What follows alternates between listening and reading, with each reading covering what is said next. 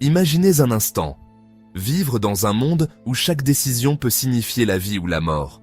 Un endroit où chaque geste, chaque mot peut déclencher un chaos immense. Maintenant, pensez à une jeune fille qui, par un simple acte de courage, a changé le destin d'un peuple entier. Qui aurait cru qu'une simple orpheline, sans richesse ni pouvoir, deviendrait une figure historique dont les actions résonneraient à travers les siècles? Voici l'histoire d'Esther, une femme dont les choix extraordinaires sont un exemple de courage, de foi et de sagesse. Esther était une jeune juive qui, contre toute attente, se retrouva dans le palais d'un empire vaste et puissant. Sans avertissement, sans préparation, elle se trouva face à une décision qui défiait les normes de sa société, de sa foi et de sa propre survie. L'empire perse était en jeu et le destin de tout son peuple dépendait d'un simple geste de bravoure. Mais qu'est-ce qui a poussé Esther à se lever contre tout et contre tous, même au risque de sa vie? Comment une personne apparemment insignifiante dans la société perse a-t-elle pu devenir la clé de la survie d'une nation entière? Le courage d'Esther n'était pas un courage ordinaire. C'était un courage né de la foi et de la sagesse qui traverse les générations. Dans cette vidéo, nous allons explorer comment Esther, une femme apparemment ordinaire, s'est transformée en une héroïne qui a sauvé son peuple et est devenue une figure centrale de l'histoire biblique. Comment son histoire peut inspirer le courage dans les moments d'adversité et comment sa sagesse peut nous guider dans nos choix les plus difficiles. Préparez-vous à découvrir comment un simple acte de courage peut changer le cours d'une nation. Avant de devenir la reine qui sauverait son peuple, Esther était une jeune femme issue d'un milieu modeste. Orpheline, elle vivait avec son cousin Mordécaï, qui l'éleva comme sa propre fille. La vie d'Esther, avant de monter sur le trône, était loin de la grandeur et du pouvoir qu'elle finirait par incarner. Elle n'était ni riche ni influente dans l'empire perse. Pourtant, elle possédait quelque chose de bien plus précieux, une sagesse et une beauté intérieure qui la rendirent remarquable aux yeux de ceux qui la côtoyaient. C'est dans ce contexte modeste que le destin d'Esther a pris un tournant inattendu. Le roi Xerxès, à la recherche d'une nouvelle reine après l'éviction de Vashti, organisa un concours de beauté. Toutes les jeunes filles du royaume furent appelées à se présenter devant le roi. Esther, sans savoir ce qui l'attendait, se présenta à ce concours, guidée par une foi profonde et la sagesse de son cousin Mordécaï, qui lui conseilla de ne pas révéler sa véritable origine juive. Ce qui est frappant dans l'histoire d'Esther, c'est sa capacité à naviguer dans un monde d'opulence et de pouvoir tout en restant fidèle à ses valeurs et à sa foi. Bien que sa beauté et son charisme aient joué un rôle important, ce fut avant tout son intelligence, sa discrétion et sa sagesse qui attirèrent l'attention du roi. Elle ne se précipita pas, mais garda une approche réfléchie face à chaque situation, apprenant à écouter et à observer avant de prendre des décisions. C'est ce contraste entre sa situation modeste et son ascension dans l'empire persan qui rend l'histoire d'Esther si captivante. Elle n'était pas destinée à devenir reine. Elle n'avait aucun pouvoir apparent, mais une combinaison de circonstances et de qualités humaines extraordinaires la propulsa vers une position où elle pourrait influencer le destin du monde entier. Avant qu'Esther ne devienne la reine héroïque dont nous parlerons, elle vivait simplement comme une jeune femme ordinaire. Mais sa sagesse, sa foi et son courage l'ont menée à une destinée extraordinaire. Ce parcours, aussi surprenant qu'il soit, nous montre que même ceux qui semblent les moins susceptibles de faire une grande différence peuvent être destinés à jouer un rôle monumental dans l'histoire. Alors qu'Esther prenait sa place en tant que reine, l'empire perse semblait être un endroit stable et prospère, mais des menaces invisibles s'armèrent dans l'ombre. Le puissant ministre du roi, Aman, un homme avide de pouvoir et de gloire, trama un plan diabolique qui allait bouleverser non seulement la vie d'Esther, mais aussi celle de tout son peuple. Aman, un homme qui n'hésitait pas à manipuler les faiblesses du roi, avait réussi à obtenir un décret royal autorisant l'extermination de tous les juifs du royaume persan. Il voulait faire en sorte que tous ceux qui ne se prosternaient un pas devant lui soient anéantis. Cependant, il n'avait pas prévu que l'une des personnes les plus proches du roi, la reine Esther elle-même, appartenait à ce peuple qu'il cherchait à exterminer. Le décret d'Aman fut un coup de tonnerre dans la vie d'Esther et de son peuple. Comment réagir lorsqu'on est face à une menace aussi implacable et que la personne qui peut décider du sort de millions de vies est celui qui l'a élevé, le roi Xerxès? Esther se trouvait dans une position délicate, coincée entre son rôle de reine et son identité juive. Elle savait que si elle se présentait devant le roi sans invitation, elle risquait sa propre vie. Mais si elle restait silencieuse, elle condamnerait tout son peuple à la mort. Ce dilemme est un moment clé de l'histoire d'Esther. Il nous pousse à réfléchir sur ce que nous ferions si nous étions confrontés à une telle situation. Sacrifier sa propre sécurité pour défendre ce qui est juste, ou rester silencieux et se protéger? Esther se trouve alors à un carrefour crucial, où l'inaction serait aussi fatale que l'action. Au cœur de ce défi se trouve un principe fondamental. Parfois, nos plus grandes batailles ne sont pas livrées sur des champs de bataille, mais dans les choix que nous faisons face à l'injustice. Le courage d'Esther ne résidait pas seulement dans son pouvoir en tant que reine, mais dans sa capacité à prendre une décision qui allait déterminer le sort de millions de vies. Ce moment de tension nous rappelle l'importance de se tenir debout contre l'injustice, même lorsque tout semble perdu. Esther, consciente du risque énorme qu'elle prenait, n'agirait pas à la hâte. Au lieu de se précipiter, elle élaborerait un plan minutieux. Le courage seul ne suffisait pas. Elle savait que, pour vaincre un adversaire aussi puissant qu'Haman, il fallait plus qu'un simple acte impulsif. Il fallait de la stratégie, de la sagesse et surtout, de la foi. Le plan d'Esther débuta par un acte subtil de demande. Elle invita le roi Xerxès et Haman à un banquet. Mais pourquoi choisir un banquet comme moyen d'approche? Pourquoi un cadre festif pour une situation aussi dramatique? Cette approche, bien que surprenante, démontrait l'intelligence stratégique d'Esther. Elle savait que le roi et Haman étaient des hommes de grande importance et de pouvoir, mais elle comprenait également la psychologie humaine. Dans un cadre détendu, loin de la pression des affaires courantes, les portes d'une discussion franche s'ouvriraient plus facilement. Ce moment n'était pas qu'un simple dîner. C'était une première étape vers l'accomplissement du plan d'Esther. Elle ne s'est pas précipitée pour accuser Haman directement.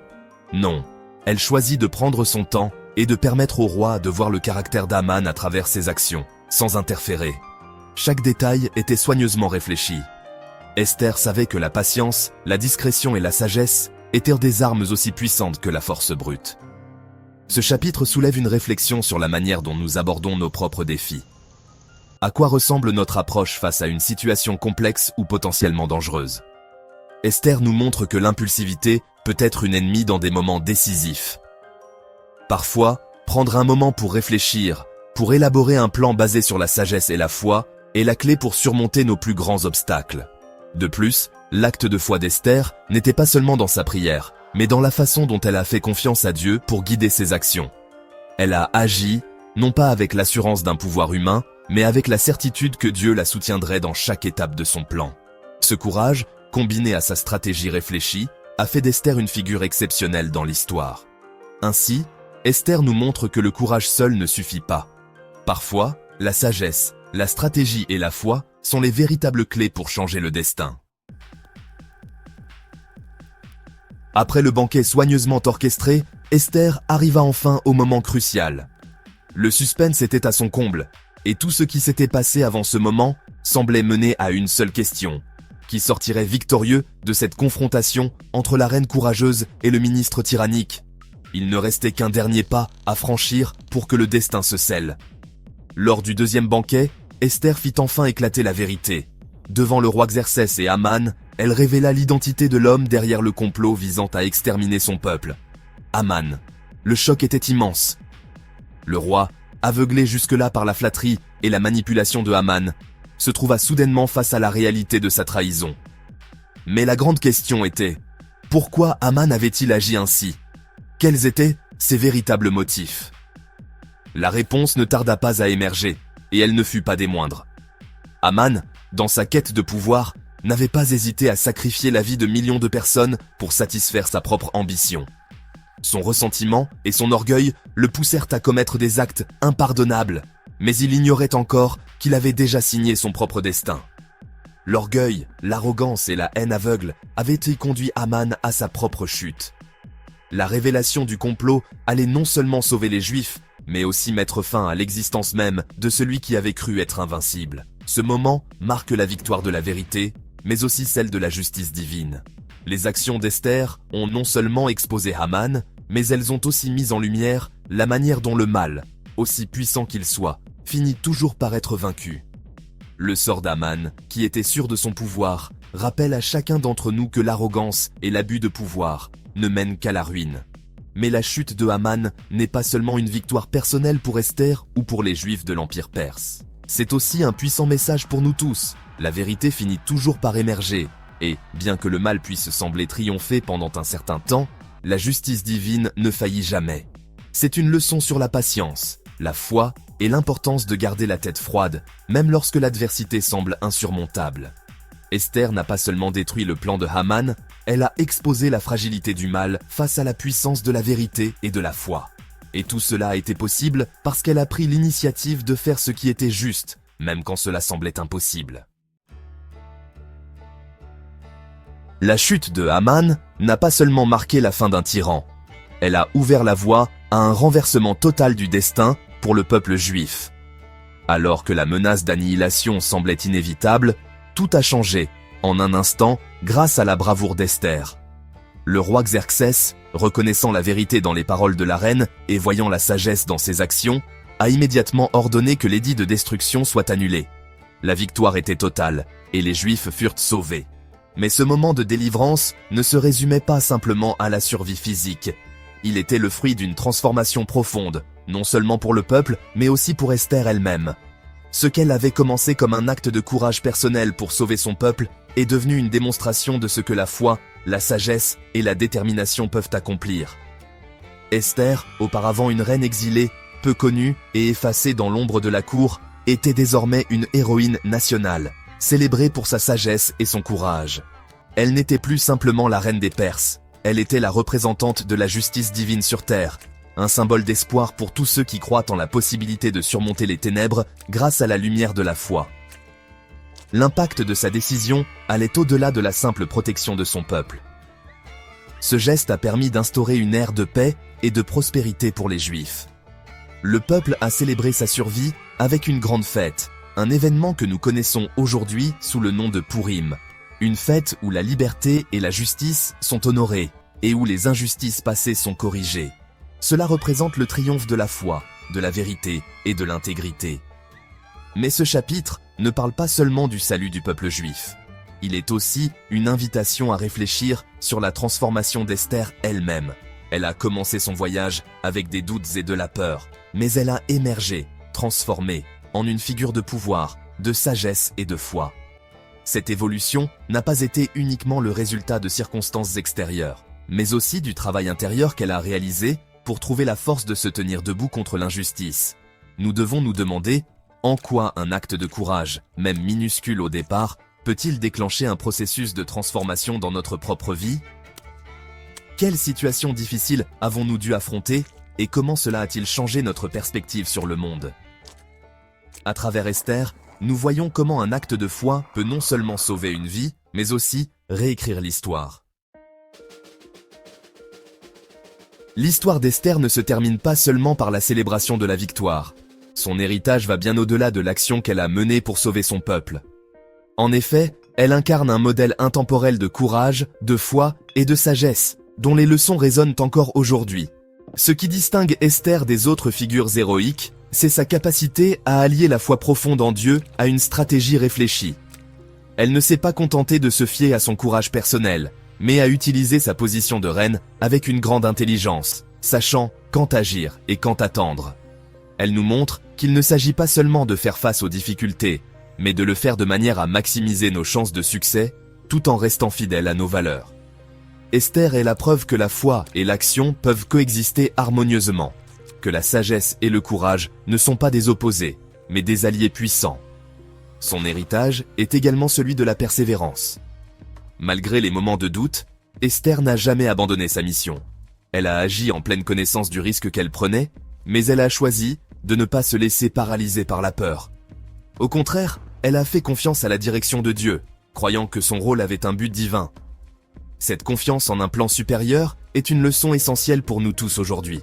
Même lorsque les circonstances semblent nous écraser, la foi et la persévérance nous permettent de voir au-delà de l'immédiat et de comprendre que chaque épreuve peut être un tremplin vers quelque chose de plus grand. Enfin, l'héritage d'Esther réside dans l'inspiration qu'elle offre aux générations suivantes. Son histoire nous invite à réfléchir sur la manière dont nous réagissons face à l'adversité, Peut-être avons-nous peur de prendre des décisions difficiles, ou peut-être ressentons-nous le poids de la responsabilité qui accompagne certaines actions. Mais comme Esther, nous avons tous la capacité de faire face à nos peurs, de prendre des risques pour la justice et de faire confiance à notre foi pour nous guider. Son histoire nous encourage à croire que chacun de nous peut être un instrument de changement, peu importe notre statut, notre passé ou nos doutes. L'héritage d'Esther, c'est celui de la transformation personnelle et collective, un héritage qui nous rappelle que même dans les moments de plus grande incertitude, la foi, la sagesse et le courage peuvent changer le cours de l'histoire. Esther, par son acte de foi et de courage, a non seulement sauvé son peuple, mais a aussi laissé un modèle de vie pour nous tous. En repensant à son histoire, nous devons nous demander comment pouvons-nous, nous aussi, incarner ces valeurs dans notre propre vie. Comment pouvons-nous, avec foi et sagesse, faire face à nos propres défis et transformer notre monde pour le mieux.